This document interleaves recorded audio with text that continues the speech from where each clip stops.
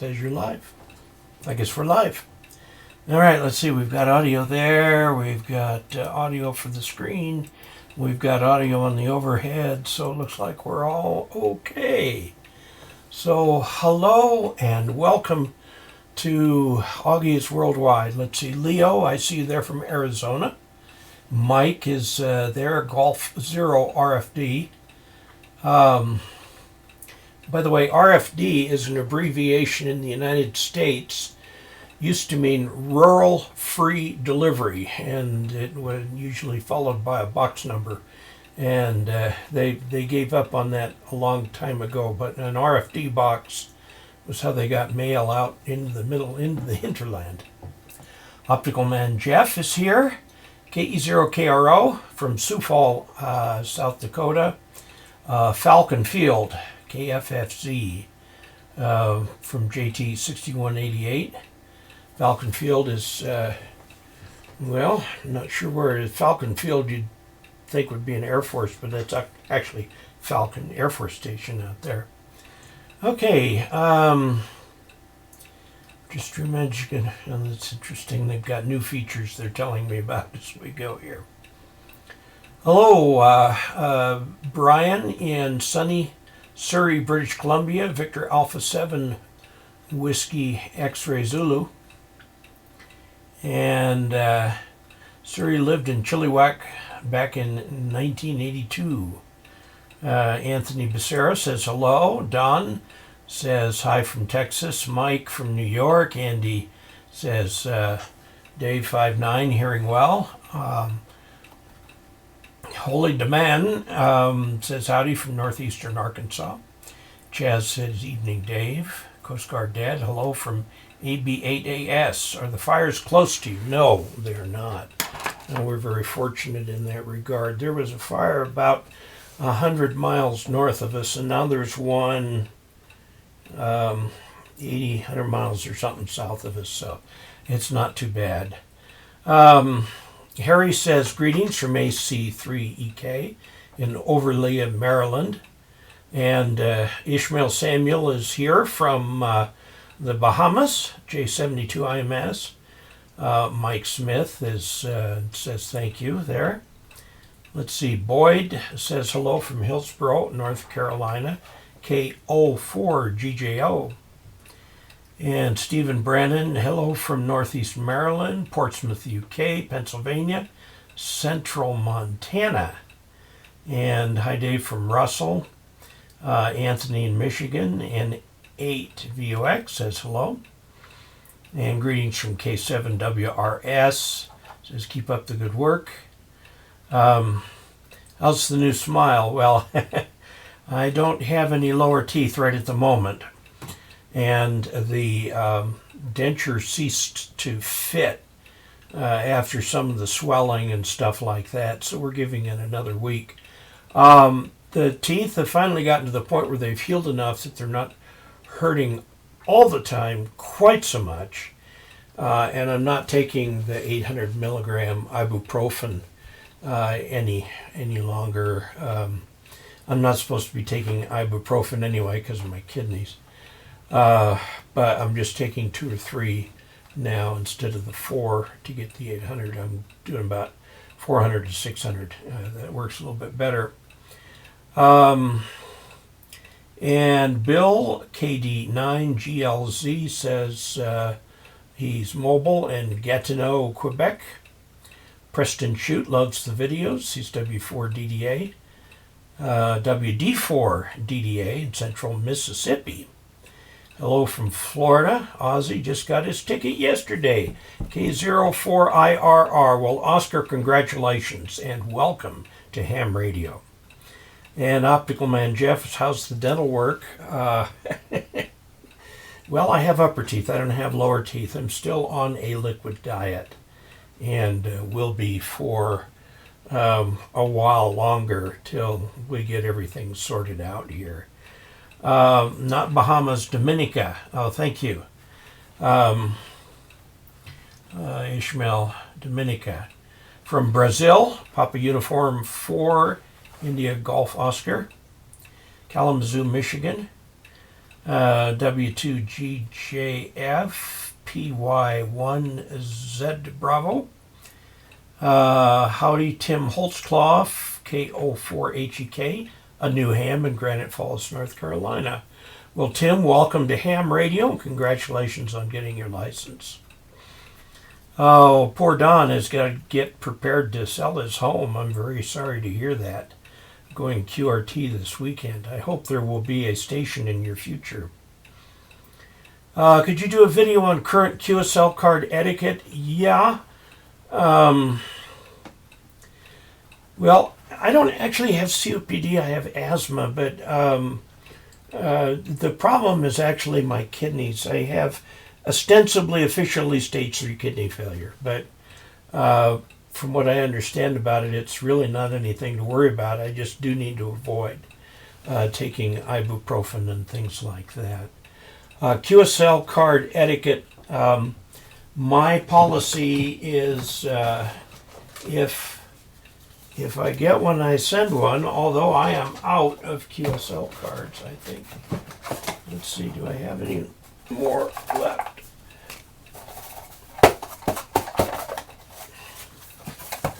I have one. I have one. If I get a QSL card, by the way, there are the equivalent of forever postage stamps. These are the equivalent of the forever stamps. They're forever postcard stamps. And you can get some of those and use them later. I always just send the postcard. I don't spend the extra 20 cents to put it in an envelope.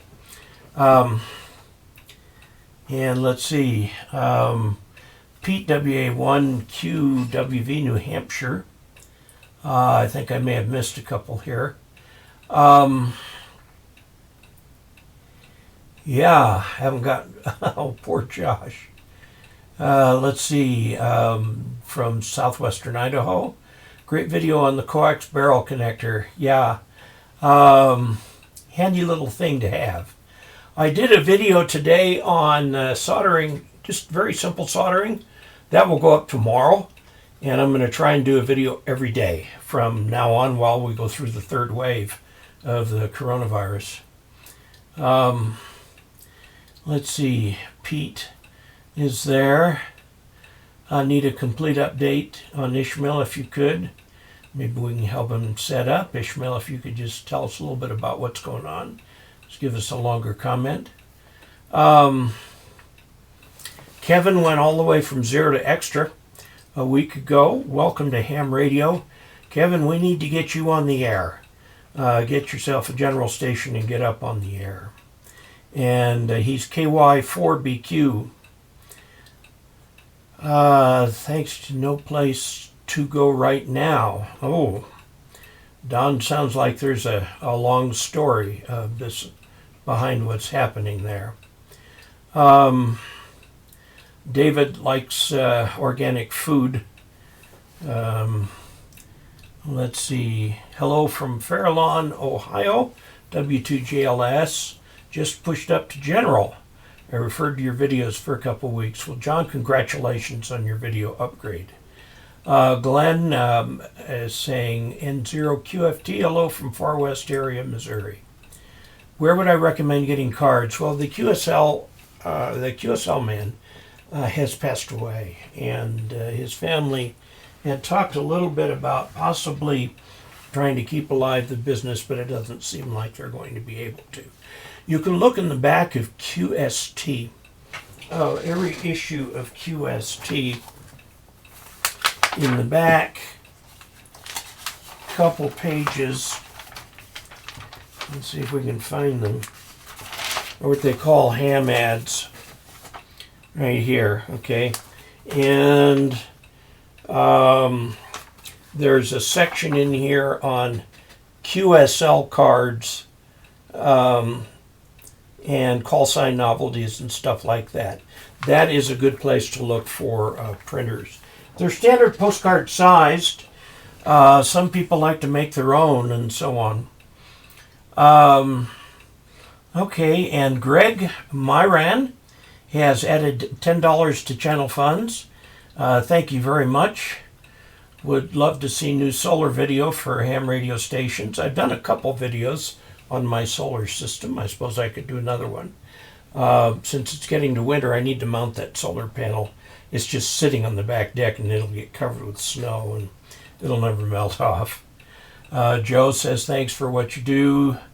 N1 MID. I don't understand why some want an SASE in the States.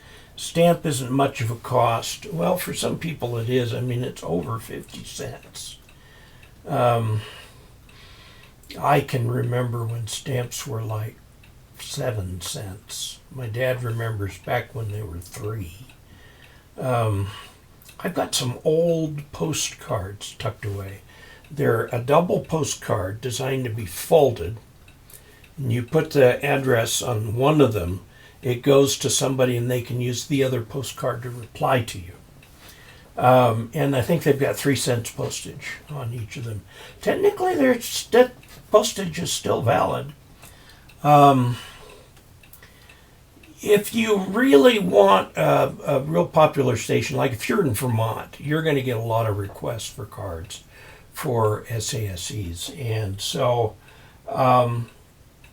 people sometimes do ask for a self-addressed stamped envelope, which is it's standard protocol to send an SASE when you would like a reply or something like that.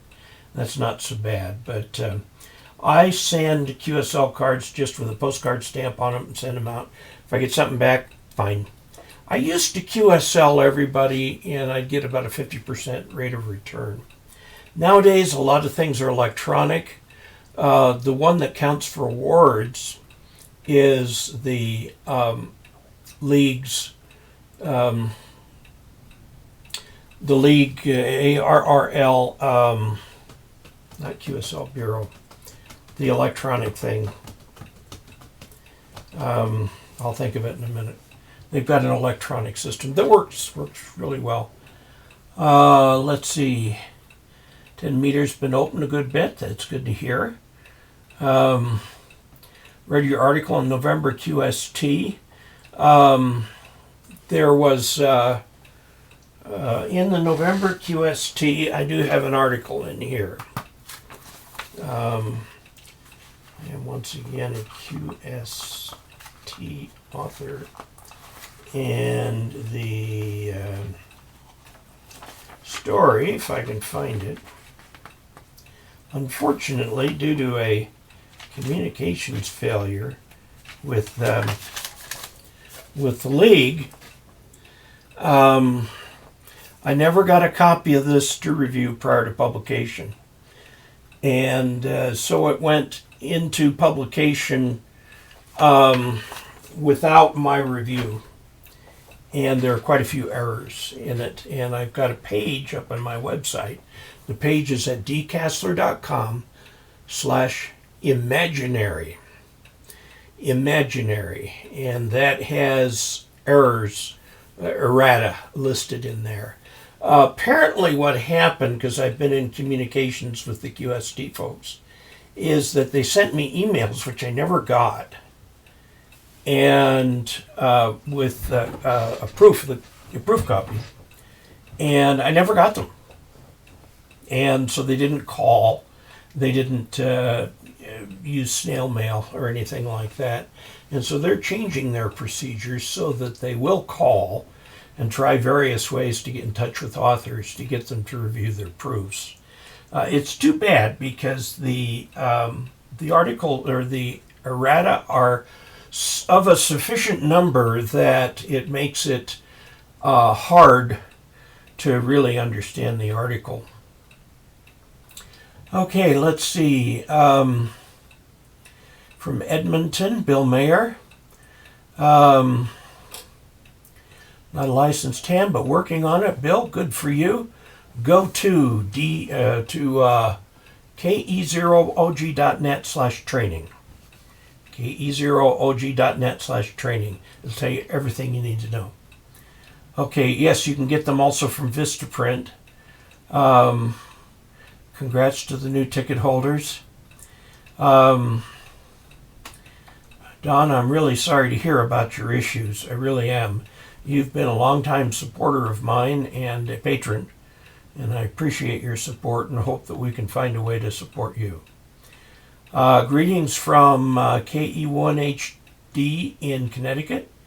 Good evening from San Antonio, KD5EBJ. Lots of people. Atlanta. Okay, well, we've got to get into the questions here. Wow, look at everybody who's here. We've got 87 concurrent viewers, and a lot of them, if I run LMR 400 from a J-pole down to lightning areas, that's it would work if J-pole's a long ways away. Have I family? Yes, I do have family. Oh, I think he's talking to Don. Logbook of the World, thank you. LOTW, yes. Logbook of the World. Okay. EQSL, the League and EQSL ended up in a standoff over what constituted validation of who hams were. And they haven't solved that problem yet. They're arguing with each other. Okay, let's see. How do I figure out how high to have a wire dipole for NVIS that will result in HF data within a 50-mile area? The answer is about 1/10 to 1/4 of a wavelength. 1/10 to 1/4 of the wavelength. And 80 and 40, or 160, or 60 are the bands you're going to do it on. Okay, if I run LMR 400 from J-pole down to lightning arrestor, can I then add RG8X from the other side of the house for easier use? It does not create a mismatch. That would work just fine. Okay, don't forget to smash the like button. Yes, thank you. Manchester, New Hampshire.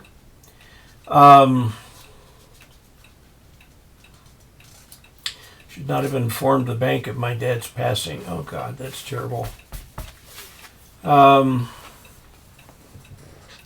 Sounds like a paperwork issue that didn't get straightened out. My dad passed away last November, and fortunately he had all his affairs in order, and we were able, and there are 5 of us kids, and we were able to settle his estate quickly, quietly, and without fuss. He didn't own any property anymore.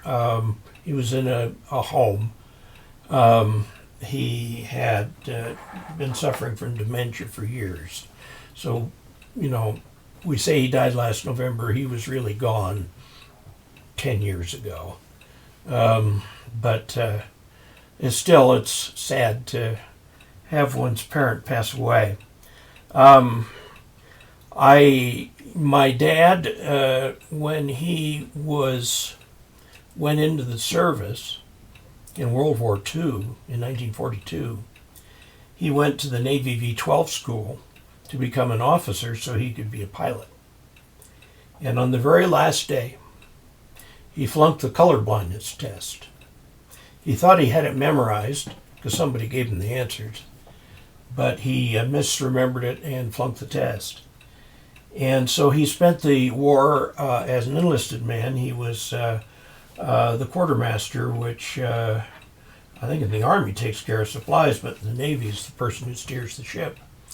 He was the one who would be on the bridge and have to read the flags, the colored flags on the other ships. He always thought that was ironic and never quite forgave the Navy for it. But Dad couldn't fly, so I used a portion of my inheritance from him to buy an airplane, and that's what I'm flying now. Kind of half for me and half in his honor.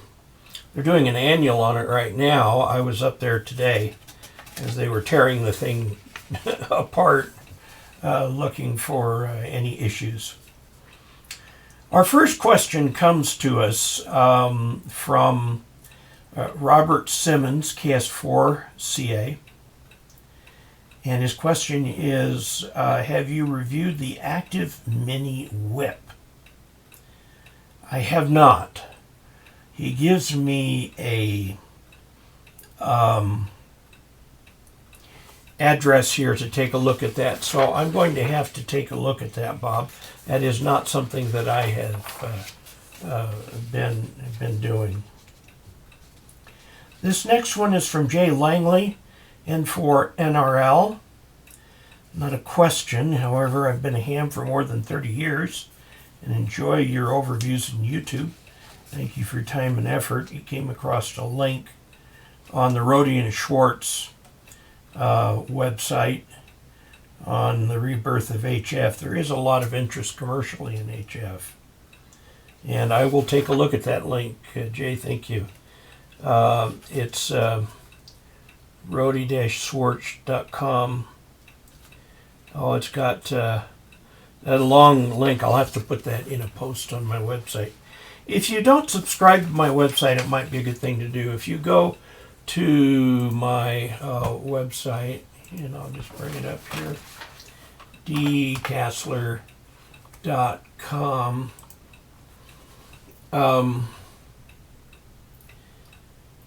Over here is a place where you can subscribe to this website via email. If you put your email address in here and then click subscribe now, it will send you an email that you have to click on to confirm. And then after that, every time I put a post up here, like this one that has the picture of that unusual J-pole with the gamma match, it will, you'll get that in an email. It doesn't send out the YouTube anything. It's just for the email. Okay. So let's see, normal view. Okay, this next one is from Sam Carlton KE8PTI. I just watched Ask Dave episode number 5 using a manual antenna tuner. Thank you, very useful. There is one thing you didn't discuss. Excuse me while I turn on another light here. That's not good for the video, but I can read better. When does tuning your antenna matter? Well, it matters all the time. If you've got an antenna that's a perfect match, 50 ohm match, you're fine. You don't need a tuner. If it's somewhere between 12.5 and 150 ohms, 150, that's 3 to 1, the tuner in your HF rig will take care of it. Otherwise, you'll need an external antenna tuner. Do you need it for VHF and UHF? It's not often used with VHF and UHF, but certainly could be. I asked that because now that I have my tech license, I want to make a 2-meter quarter wavelength antenna to hang in a tree outside to use with my HT when I'm in the office. In time, I will get a mobile radio of some sort. Wants to build an antenna. You can buy kits for roll-up J-poles that you can hang from just about anything. I've got one, and I've got a video on one. Wondering about the build process of the antenna. If it's for 2 meters, the whip length is 19 inches. And then you can take a little SO239 connector, and there's 4 holes in it. In each one, solder a 19-inch length of welding rod or something, and then a 19-inch, and yep, you're fine. You're golden at that point. Should you get an SWR meter to check the SWR in the antenna? I don't think you can get an SWR. What he's talking about when he says SWR meter is really an antenna analyzer, which is going to be a whole lot more than the antenna itself. I would just go ahead and get the antenna and put it up. This next one is from Nathen Cannon. Has a couple questions about the Anytone ATD578 UV3 Pro. This is the mobile version of their DMR radio. It's right here. I've got one right here. Was not able to find the answers to this in any of your videos or any other videos on the unit. What gauge is the power wire that comes with the unit? I'm guessing 16, maybe 10, or maybe 14, but I'm thinking 16. What is this, the current draw of the unit when it's in receive? It's going to be an amp or less. There's a lot of computer in there, and that takes up power. Okay, this next one is from Victor K5PN, Victor Nicholes, from Broken Arrow, Oklahoma. Says he enjoys the channel. He's been doing FT8 now for about a year using my Kenwood TS870. It's getting tired, so I have an Icon 7300 on order from Gigaparts. It's on back order. I have been using the SignalLink USB and like the way it works. I know you said it is not needed for the 7300, but I am old school and would like to continue using the SignalLink on the 7300. Would it be possible? Yes, absolutely it would be possible, but I'm not sure why you would want to do it, because you're going to need probably to put a USB connector between your computer and your radio, just for radio control and updating firmware and things like that. That same USB connector could be used to communicate the audio back and forth. So you may find it a little bit easier to do that. You set the levels on the front panel in the menu interface. It's very easy and straightforward to do. This is from Jeff Wittern, who is KE0KEO, VP of Operations, Dakota Sciences. Says, I hope your dental work is feeling better. It's getting better. I installed the Stigma EroCom 9-band vertical antenna on a 20-foot 2-piece chainlink top rail and ran an SWR test, and it worked reasonably well. On 80 meters, the minimum SWR was 3-to-1. That's not real great. 20 meter was 2.4-to-1. 17's a hard one for some reason to tune to. That's fine, but the problem is that an antenna, you can get good SWR with a dummy load too. So the question is how much you like it on terms of operating skill, how well the thing radiates, whether you get lots of comebacks to your CQs, things like that, to where you feel like you're getting out with the antenna is the real test of it.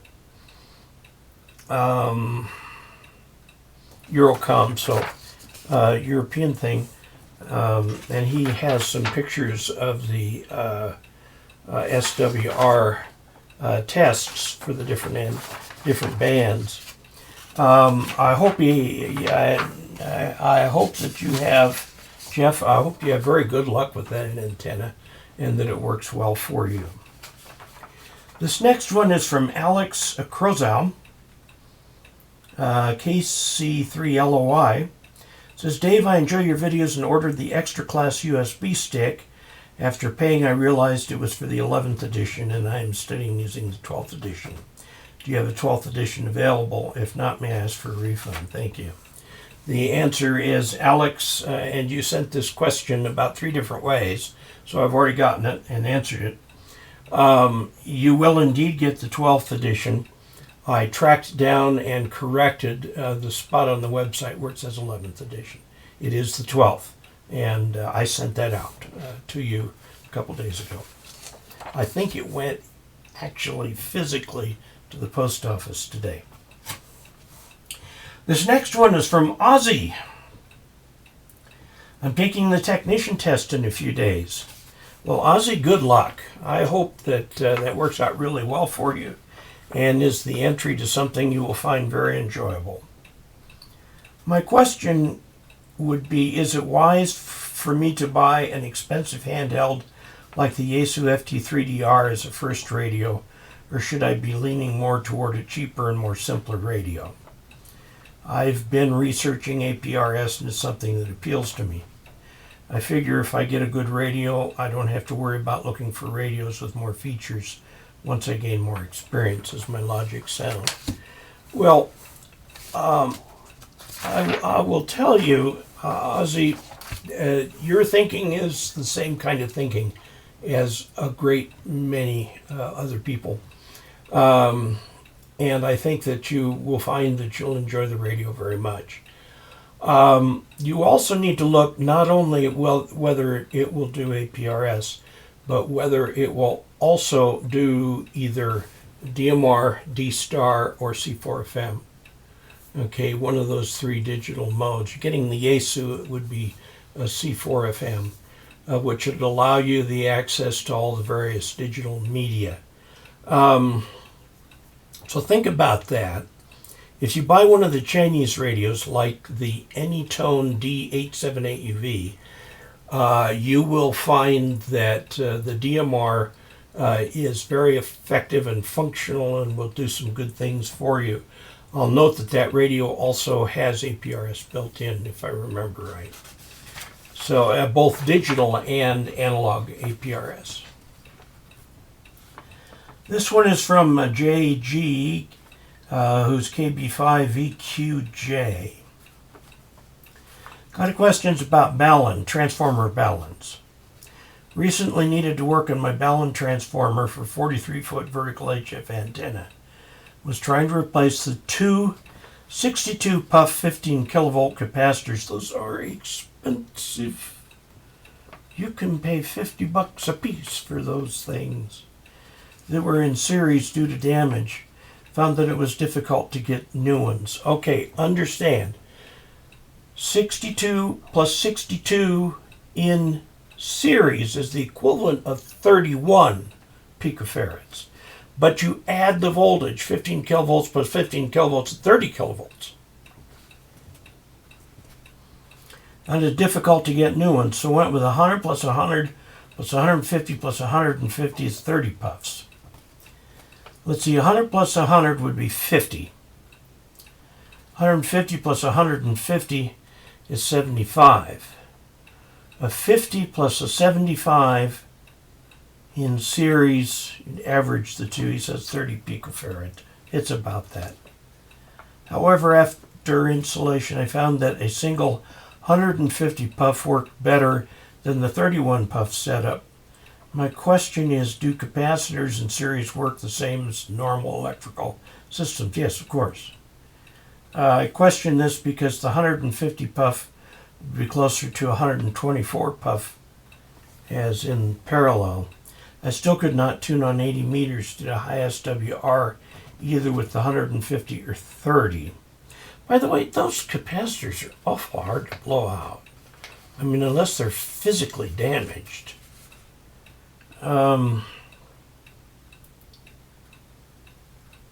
I would contact whoever made the tuner for your 43-foot balun. I can't tell you. It sounds like something else is going on there. You may have shorted some windings in the transformer, or because usually there's an antenna tuner right at the base of the 43-foot verticals. They're not passive components. You've got some sort of an active antenna tuner there. Usually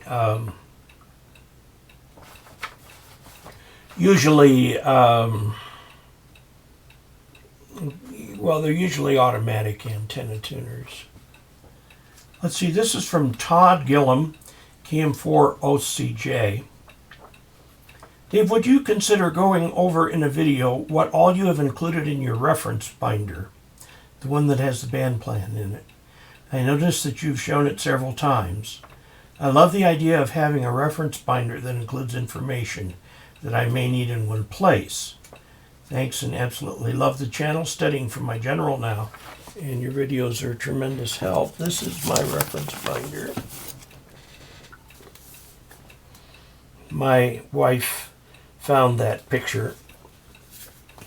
I have in here just stuff. This is the Colorado 70 centimeter band plan. Here is the band chart. And I've got some other stuff in here. I've got the WSJTX user guide. I've got my Feldhell club membership is in there. How to do accurate frequency measurements with your whisper setup. Stuff about whisper, more on whisper. I also have in here my letter from the FCC that gives me my FRN, FCC registration number, and gives me the password. I've got an FCC letter on the conversion to cores, how to renew electronically with the FCC via the web, and that's about it. Usually the stuff I refer to is just the band chart. I also have here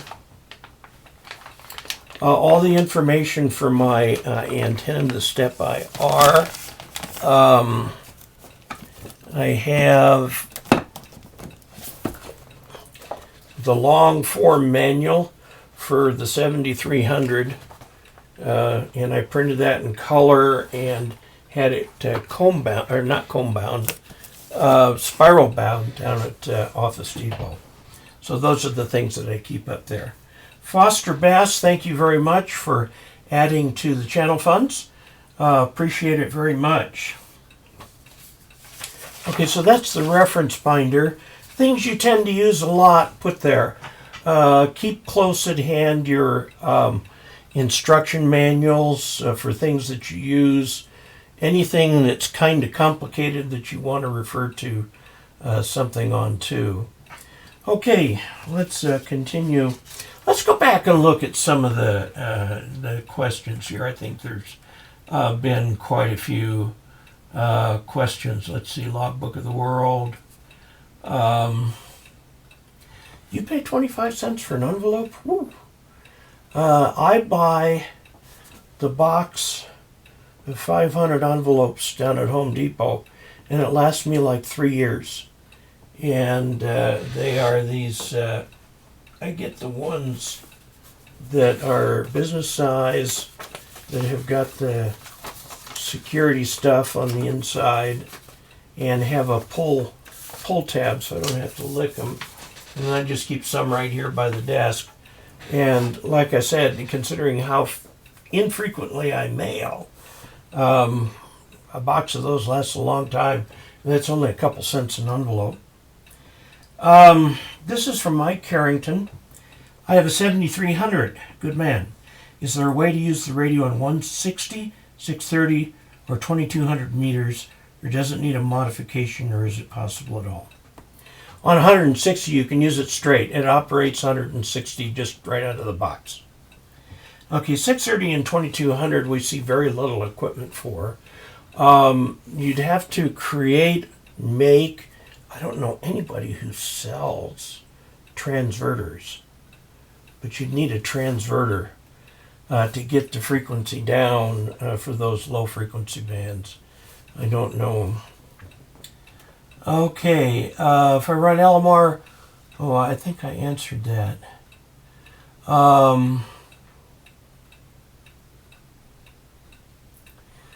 Yeah, I believe Vistaprint can get away with cheap offset because they determine and resell all your info. I'm not surprised. Greetings from Ohio. Yeah. My dad died in Utah, so however, his trust had been set up in California, and it was just a matter of my sister, who was the trustee, to just write out the checks, and that was that. We had no property to deal with. There were a few things in the storage unit. We went through the things that we wanted, and the rest went to Deseret Industries, which is the Utah equivalent of a Salvation Army kind of thing, except it's run by the Mormon Church. It just went down there so they could use. Southeast Wisconsin. Now that you've had the IC7300 for some time, which radio do you prefer, the Yaesu FT3000, FTDX 3000, or the ICOM 7300? They're both fine radios. There are features I like about the 7300, and there are some features the Yaesu FT3000 has in it, particularly some of the filtering and the roofing filters that the 7300 doesn't have. What airplane did I buy? I purchased a kit aircraft that had been built. I'm the third owner. It was built in 2013, and around somewhere, no, I'm sorry, it was built in 2007. Around 2013, it was kind of mangled a little bit and sat in a hangar for years, and was then pulled it all back together again, and I bought it. And it's going through its annual right now. And what I am finding out now that they've got the thing all apart was that whoever put it together the first time wasn't terribly careful. And there are some things I'm going to have to do. It'd be cheaper for me to do that by myself or with a friend. I've got a friend who is a former pilot. I guess he's still technically a pilot, but he doesn't have a medical. In any event, he has been just terribly excited about helping me with this airplane. And so one of the things we have to do, the rivets that were put on to hold the cloth on the top of the wing, some of them are loose. And we've got to go find all those and replace them. And that would be a lot cheaper for me to do with Gary than it would for the aviation, the fixed base operator to do them up there. So, okay, when I was in the Navy in 65, the quartermaster was the supply officer, and a very important job, yes. Are there any 2-meter CW build kits that I'm aware of? No, there are not. I don't know of any. Ishmael Samuel from Dominica hasn't gotten his 9100 yet, but still using his crossband repeater system to talk to people. Also getting 3 HTs and some additional gear from ham friends worldwide. Very good. Hello from New Orleans. Let's see. Do you use ladder line much? I have in the past. Does it have less loss than versus coax? Yes, absolutely it does. It has a lot less loss.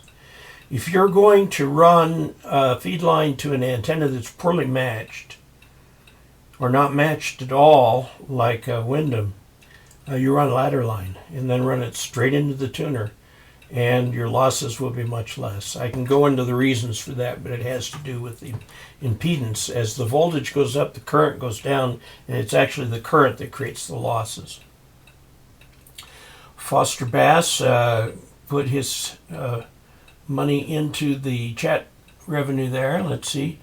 Channel's interesting. Thanks from Italy. That's from Paolo Giuseppe Broni. And I'm sure I mixed that up. I bought the EroCom antenna to give to my brother-in-law.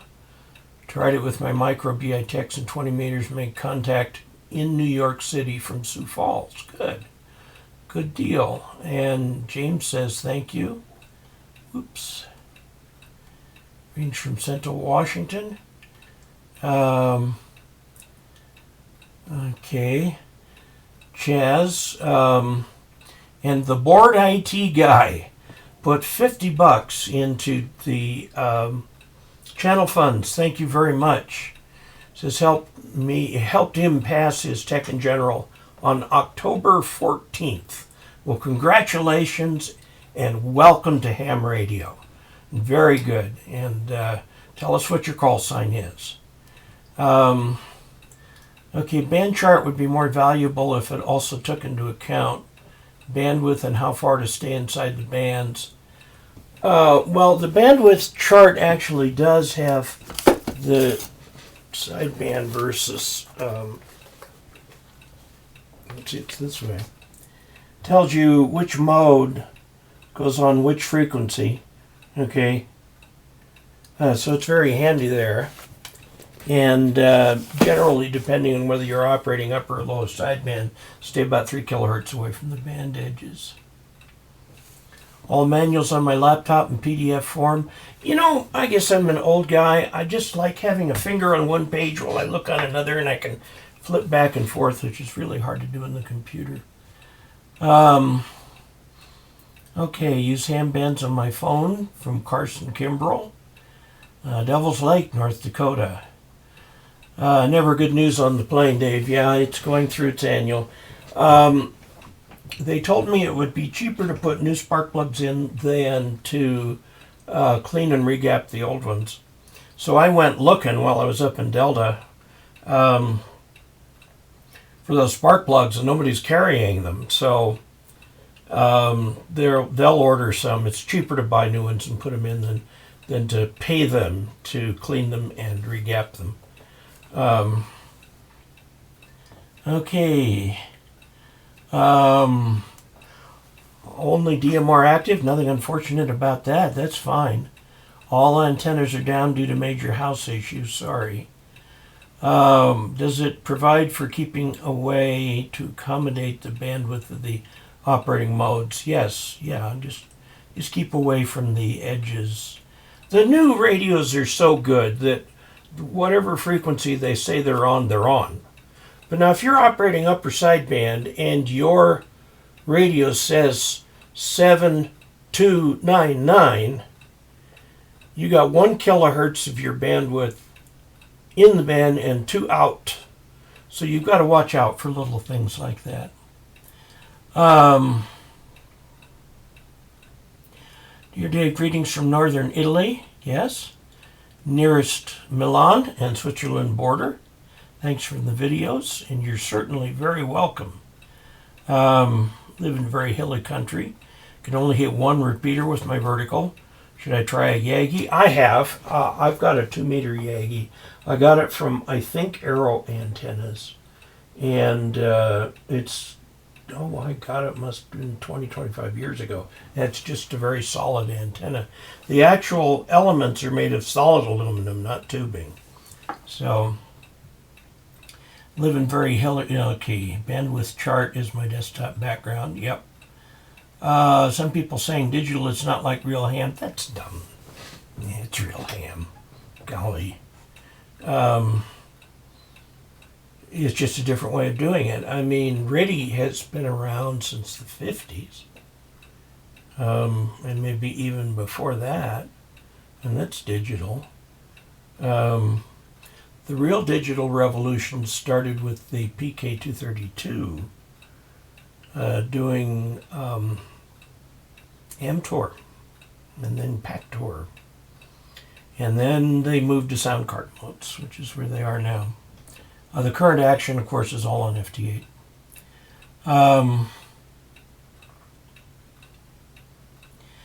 Okay. Have you got the chance to use the IC705? Oh. Trying to remember what the 705 is. It doesn't ring a bell.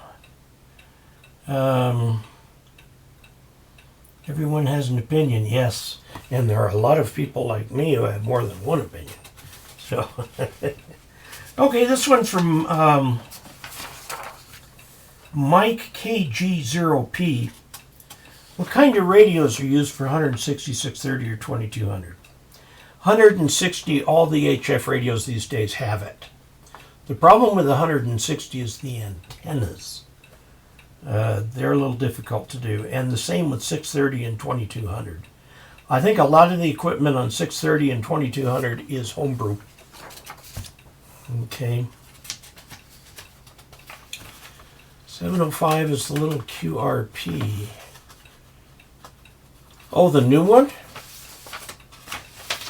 Oh, those things are so expensive. expensive, 12 or 1,300 bucks for one of those new ICOM radios.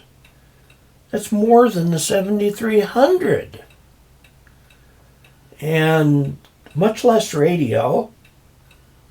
There's nothing in that radio that's inherently more than what you get in the 7300. I do not understand ICOM's pricing strategy. They're trying to compete with the EroCom KX3.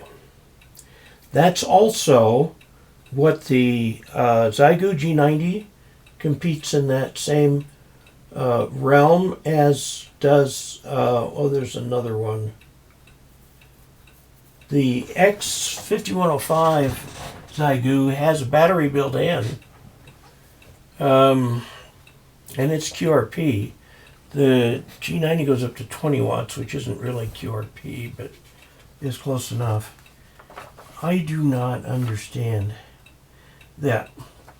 Now this is from Dr. Ted Leaf, K6HI in Kona, Hawaii.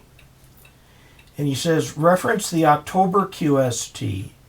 How about explaining in simpler terms without the large formulas, or provide references? Thanks, aloha. My article's in the November QST, if that's the one you're referring to. And I don't know, I thought it was pretty simple. I tried to make it as simple as I could.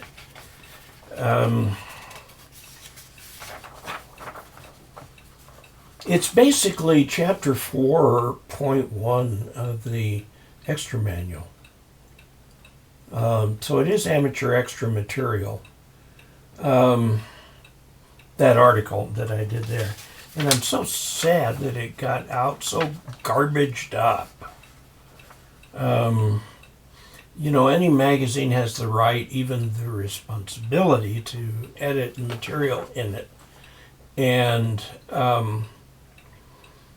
they edited it. And we didn't connect on the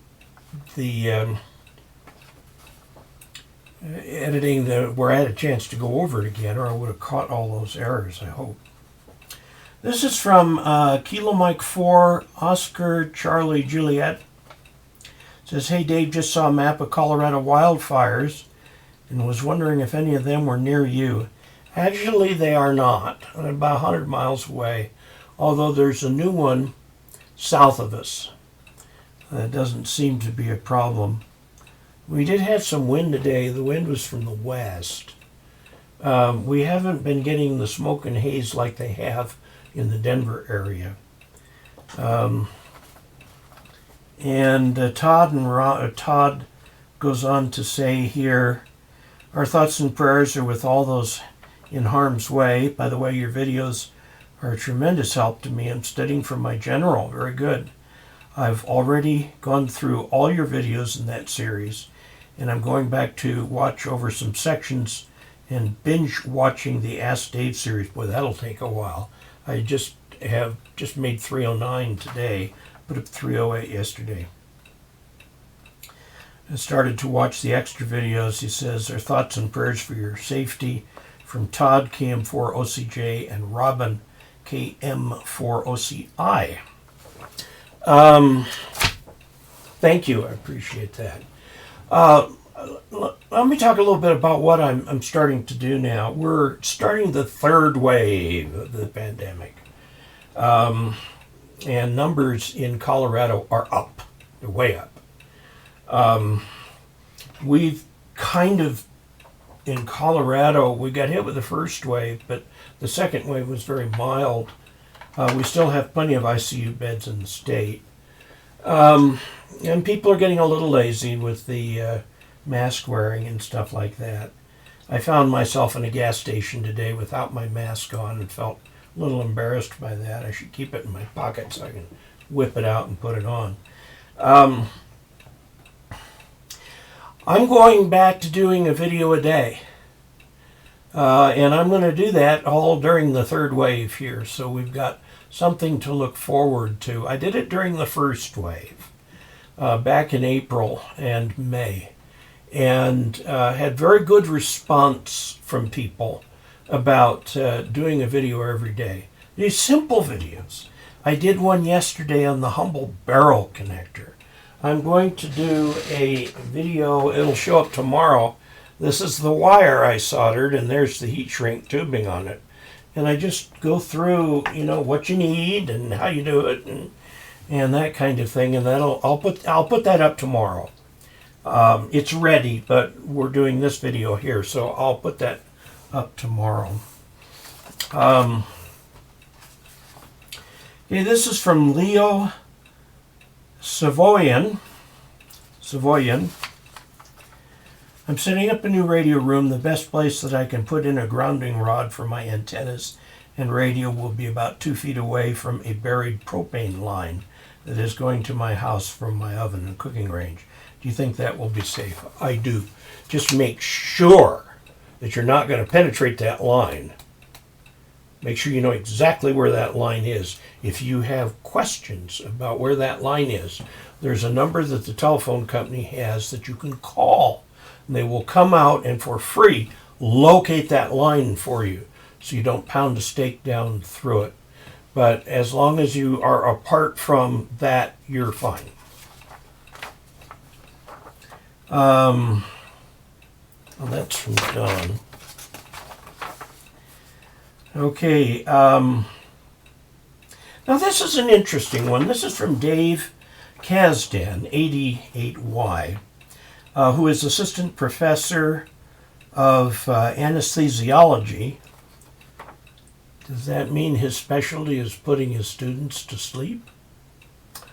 He's also an adjunct assistant professor of electrical engineering and a faculty advisor for the Case Amateur Radio Club at Case Western Reserve University in Cleveland. He says, congratulations on your November QST article and thank you for the errata page. Forgive me, but I need to point out one more. Defining I, which is the imaginary number that is the square root of -1, the way you did, as the number which when squared equals -1, introduces a sign ambiguity. In exactly the same way that radical 2 is the positive number which when squared yields 2, and not the negative number that does so, I is radical -1. It is the positive square root of the -1. That notation gives that result unambiguously. As you indicate in the rest of the article, I and -I are two different imaginary numbers. Minus I times minus I is the same as plus I times plus I, which is -1. And so there are, just like there are 2 square roots for every real number, there are 2 square roots for every imaginary number. And I didn't think of that when I wrote it down because in my engineering training, I have an undergraduate degree in mathematics, but in analysis, not in complex analysis, just analysis. And the math that I learned my real complex numbers in was engineering. And we use, in electrical engineering, I is used extensively for the trigonometry that goes with fields and waves. And I don't know that I've ever really sat down and thought about it, that if you take -2 times -2, it's +4. And 2 times 2 is 4. There's 2 square roots, plus and minus 2. So are there 2 square roots of -1? Yes, there must be. So, okay. I'll have to think about that a little bit more. That's a very interesting point, David. Thank you very much for bringing that up. This one is from Pete, WA1QWV. Been a ham since high school, got my general in 1973. Tempting to get extra class, which brings me to your videos. Thank you so much for those videos. I have been watching your live streams as well, very informative. I do hope you heal up quick, so do I. Now for my question. I'm running an ICOM 7300 with an off center fed, OFC center dipole for all the bands When using WSJTX 2.2.2, everything works well and made quite a few DX contacts. However, my filter settings, this is on the 7300, reverts back to filter 2 for bandwidth. I have filter 1 adjusted for max bandwidth of 3 kilohertz, so it can receive all the frequencies transmitted in that mode. Is there a way I can set the radius so it does not revert to the narrower bandwidth after each transmission? I think that if you go ahead and set for the data mode on that band, set the filter 2 to be full width, it will stay that way for that band and data mode, I think. I'd have to test that, but that's what I would think. And that's from Peter Ostromacki, W1QWV. And this last one I have here is from Mark, KN4OYN. Hi Dave, not a question, but a serious thanks and hats off for your recent article on radio mathematics on QST. Studying for my extra in your article served both as a reminder of some things that had become a bit cloudy and also for a great explanation on a couple of things that weren't registering. Your service as an Elmer to the ham community is to be commended. Thanks for everything you do. Thank you very much. I appreciate that. Let's see, a couple things, and then we'll go over these questions here. People sometimes write and ask for a personal response. Sometimes I will deliver the personal response and then forward it over to Ham Radio Answers so I can give that to you also. But generally, I do not answer specific questions from people. I just can't. Not enough hours in the day. And there are people who ask me to consult for them. They're even offering to pay me. And again, I'm sorry, I get paid by you guys through the chat revenue and through PayPal and through Patron and all of those different ways. And I feel that I owe my time to you and not to a specific person or something like that, but to you, all 74,000 of you. I think it's 74,000. Let's just go to studio. Nope, wrong. No longer 74,000. 75,000. 75,000 of you. Thank you for being you, and thank you for being a part of this community. I really, really enjoy it. Let's look at some of these. Company has kept us home since March. Look forward to the daily videos. Good. Love the short videos. Keep them coming. Yeah, I don't know if they're always short. I ended up making a 30-minute video on the signal link. I was just going to show what was inside of it, and it got longer and longer and longer and longer and longer. And I said, I got to do more context, more context. Yeah, I'll try and keep them shorter. Today's is only 10 minutes, I think. Yeah. Let's see. I've not stopped working the whole time, but I am tested every week for the virus. Yeah, dial before you dig, that's for sure. Well, I guess being on YouTube is a great way of working from home. I worked my last 10 years for IBM from home. Unfortunately, that often meant that I was on an airplane going somewhere. I got to the point where I just couldn't keep that up anymore. Between being bipolar and getting older, I couldn't keep up the schedule. So my last 4 years at IBM, I worked part-time, 4 days a week, which seemed to be about right. And that was the point where I started getting the YouTube channel really going. And then I retired in 2013. So I will have to admit I don't miss the rat race. And I do not miss getting on commercial airplanes. those long, thin, aluminum-sealed COVID containers.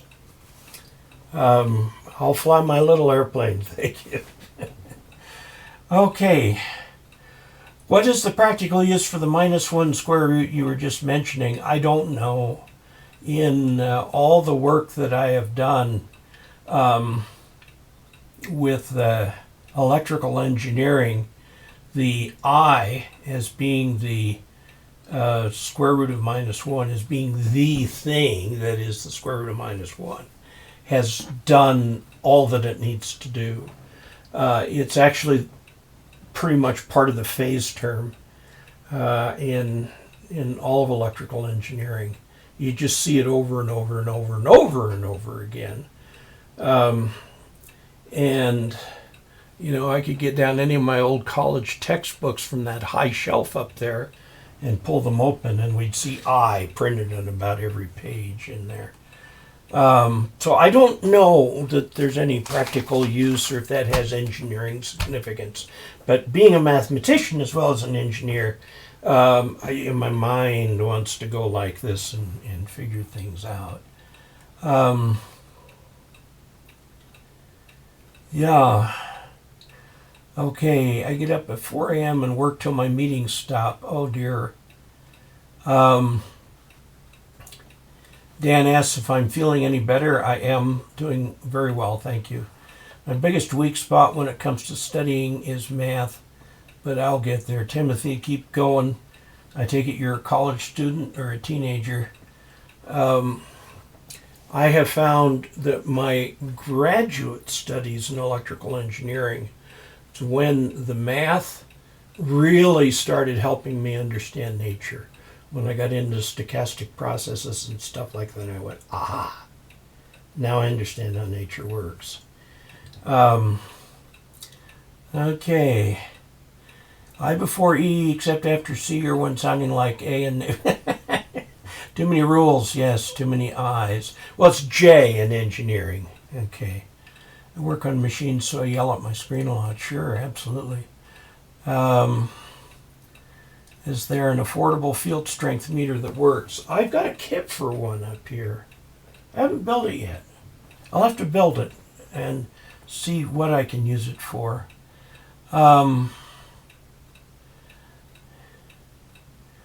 Which one is the answer to the question July 42 or equals MC squared? The answer is, I was told in high school it's actually 26.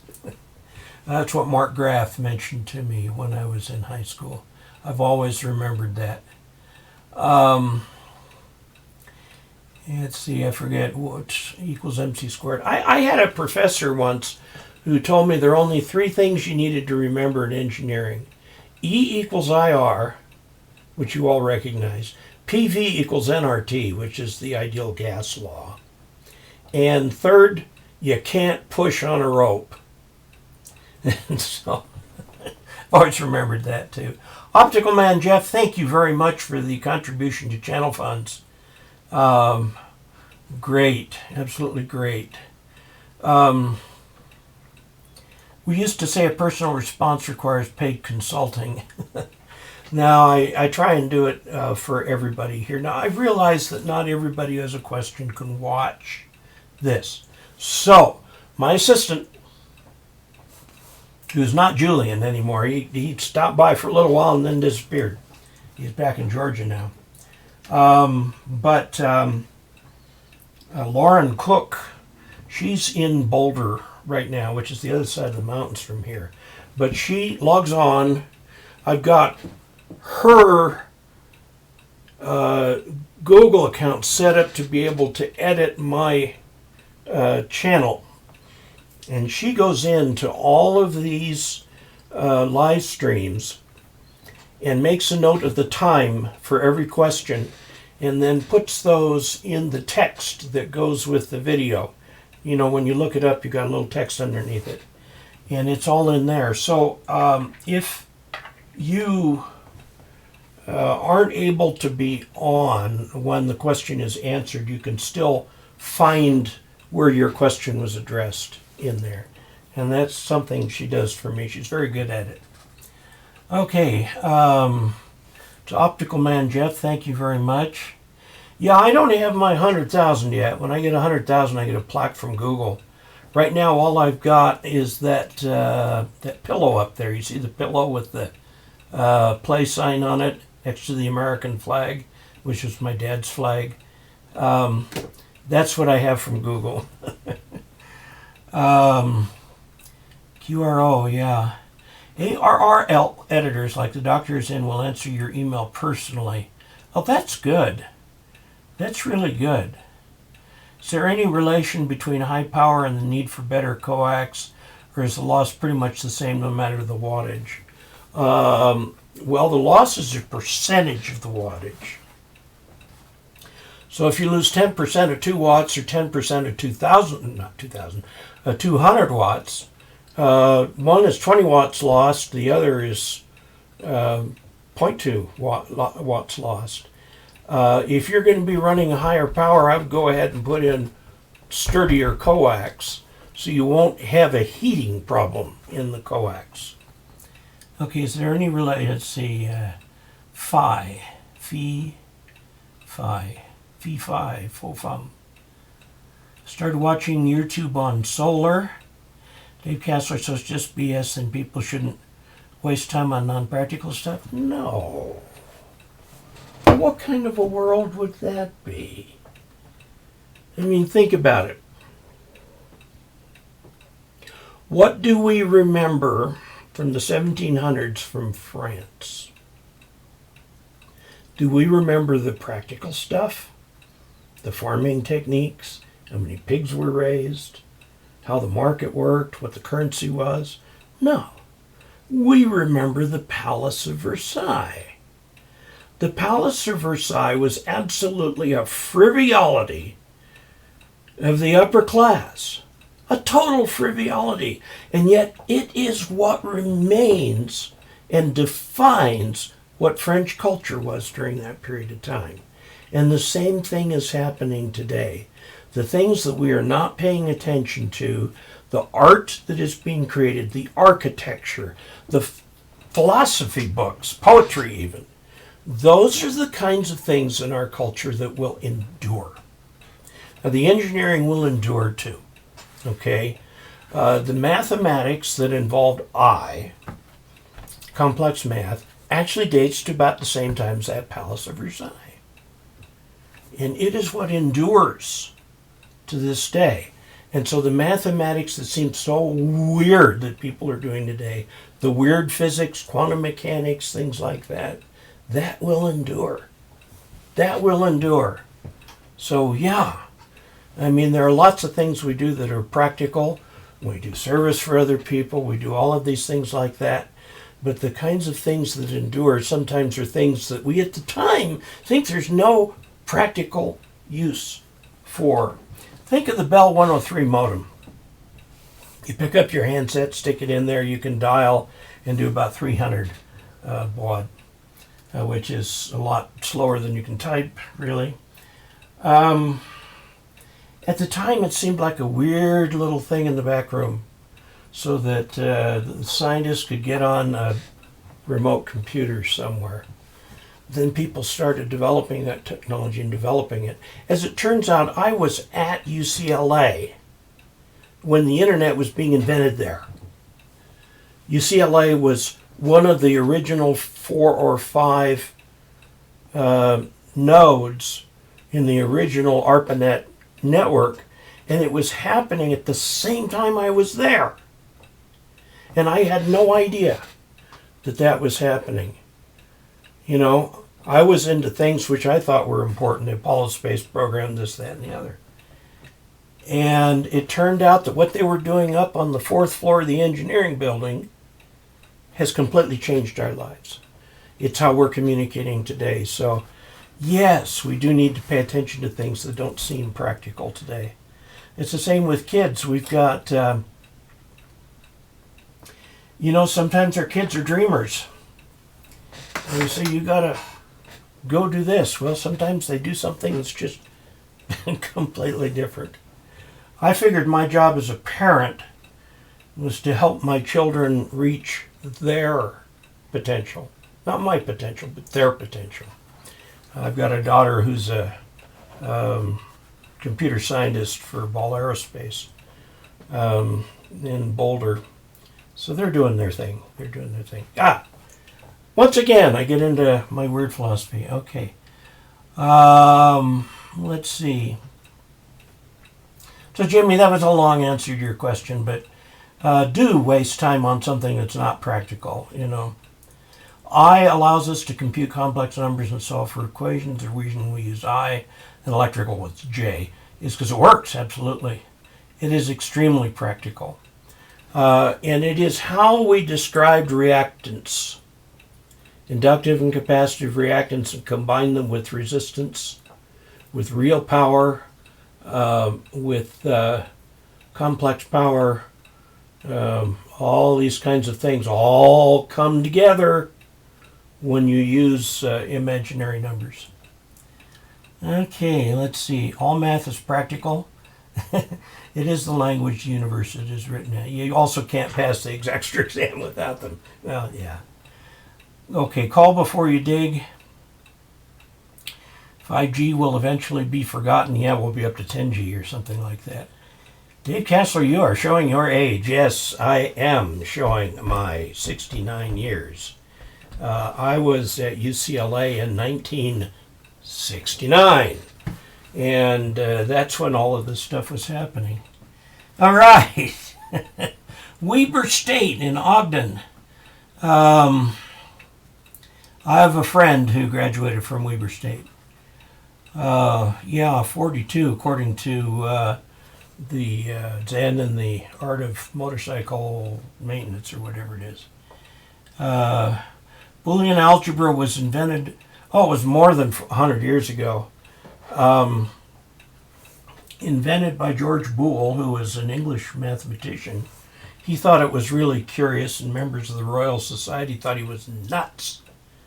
But as it turned out, when they started working with computers, they trolled back through old mathematics and found Boolean algebra that explained how the computers worked. So, you mean Al Gore didn't invent the internet?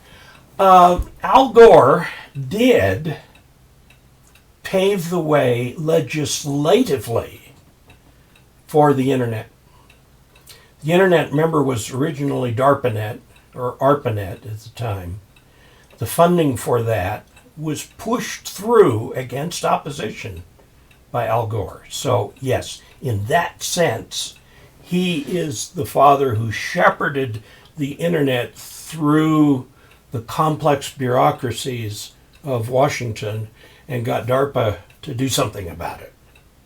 And they did do something about it, and the rest, as they say, is history. And Kevin mentions he went through school with a guy that created pseudo. There are lots of different things in there. Phi is the golden ratio, and it is a number that is literally everywhere and connected to everything. Oh, there are lots of numbers like that. The simplest of those numbers is pi. Another number that you hear a lot is E, 2.71, and it goes out to infinity. Euler's number. And engineers mostly do logarithms not in base 10 but base E. And there are some significant reasons for doing it that way.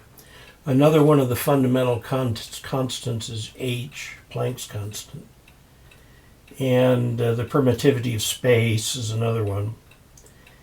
And there are some numbers, just a little handful of numbers, that seem to underlie the universe. And if any one of those numbers were different, like Planck's constant, were different, the universe wouldn't exist. I mean, it's just, it wouldn't have come together. It wouldn't have been able to come together.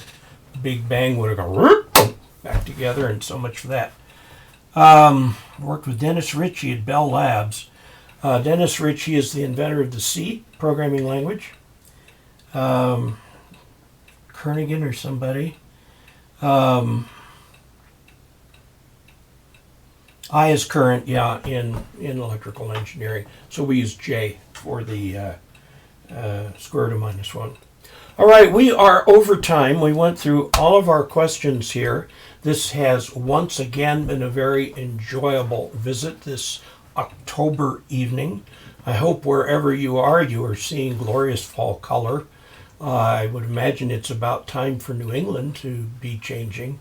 Here in Colorado, the leaves are all gone in the mountains, and down here where I live at 7,000 feet, in the little canyon that takes us down into Montrose has got trees that are just in full color right now. They're gorgeous, absolutely gorgeous. My favorite time of year, but it just doesn't last very long. I'm hoping that we keep some nice weather for a while so I can go flying when and if my airplane survives its annual.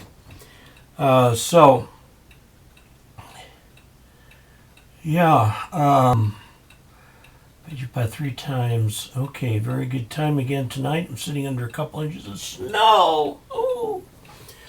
Okay, well, thank you all, and thank you for $75, which has been added to channel funds, and for being part of this. I will try to get a video up every day. Please take a look at them. By the way, it's not just taking a look at it, but watching it all the way through that really helps. And if you like them, it really helps. Comments really help.